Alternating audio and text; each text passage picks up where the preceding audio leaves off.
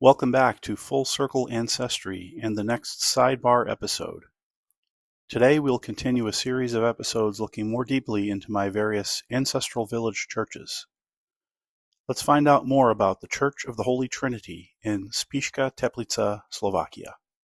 Most of this information was collected from the church's own website and the village's municipal website history pages. All original photography and videography are from my visit to the church in 2024. The village of Spišska Teplica itself is documented from the year 1280 in association with the Cistercian abbey in nearby Spišský Števník. The church is a central feature of the village's large triangular green space. By 1398, the village's first church was consecrated in dedication to the Holy Spirit. That early structure was ruined around 1433 by Hussites. That is another story in itself, left for another day. By 1440, a second church rose, probably on the same site, this time dedicated to the Holy Trinity. The shift in patronage is not explained. The second church was a Gothic building, roughly 22 by 10 meters, or about half the area of the modern building. Its tower is said to have eventually held 3 bells, all cast in the late 1400s by masters in Spišska Nova Ves. Problems with groundwater and flooding from the area's warm spring water, which give Teplica its name, caused the second church to deteriorate beyond repair by the early 1800s. The foundation stone of the present church was consecrated in 1837, and the church was in use again by 1838, dedicated again to the Holy Trinity. Thus the building we see today, with its exterior marked particularly by the tower, rectangular at the base, then narrowing above the clock faces to an octagonal form topped with a gilded orb and ornate cross. Apparently, the space inside the tower was relatively cozy, and it wasn't until 1927 that 2 proper bells were commissioned from a workshop in the Czech lands, which still ring today.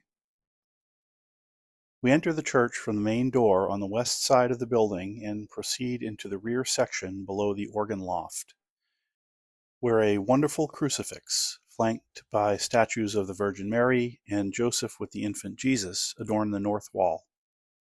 In the nave, the ceiling lifts high into a large open space.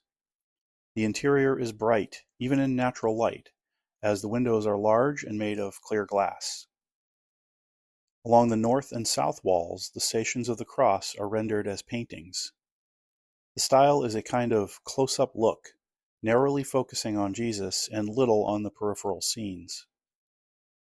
There are no side altars or other significant statuary in the main area of the nave, so the eye quickly leads us to the sanctuary and its carved wooden main altar. The central tableau features a depiction of the Holy Trinity, while immediately outboard are statues of St. Peter and St. Paul.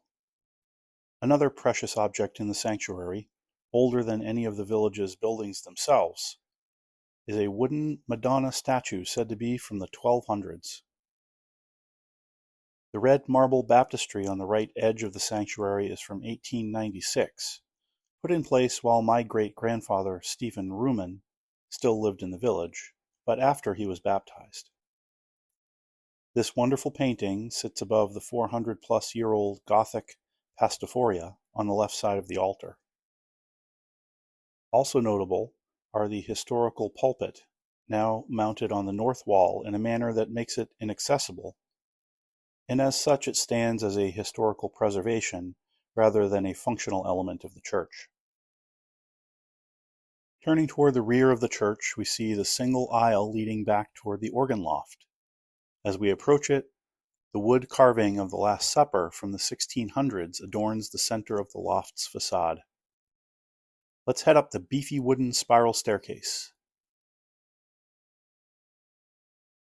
As always, when such access is available, it offers a magnificent perspective. We can also give close inspection to the pedal organ from 1875. It is by Franz Rieger und Söhne, that is, Franz Rieger and Sons, as it was known at the time.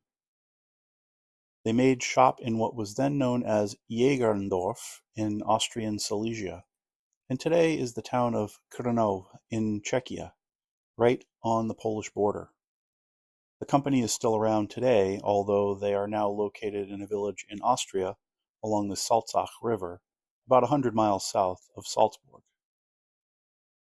Spišska Teplica was tied first to the Cistercians, then to the estate of the historically powerful town of Levocha, later to the Jesuits, then to the Spiš bishopric. Over that course, it developed into a sort of destination location, with a weekly market since the Middle Ages and 2 annual fairs since 1755.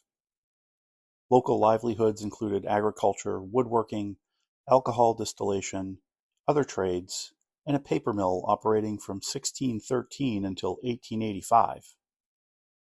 Never a rich village per se, it has held its own by rebuilding its church multiple times. As a point of comparison, although Spišska Teplica and Spišský Hrad have had similar populations at least since the 1800s, the Church of the Holy Trinity in Spišska Teplica is about 30% larger in footprint than Spišský Hrad's St. Simon and Jude Church, also with a higher roof and a more open nave that makes it feel much larger. Though not as ornately adorned, its austerity is punctuated by just enough splendor. On our next and final stop on this quartet of special sidebars, we'll visit my ancestral Zavadka na Spiši and make a shift from the Roman Rite to the Eastern Rite at the Greek Catholic Church of St. Michael the Archangel. Thanks for watching today's episode. Please like, subscribe, and consider supporting the channel so I can continue to bring you original, human-generated content. Goodbye for now.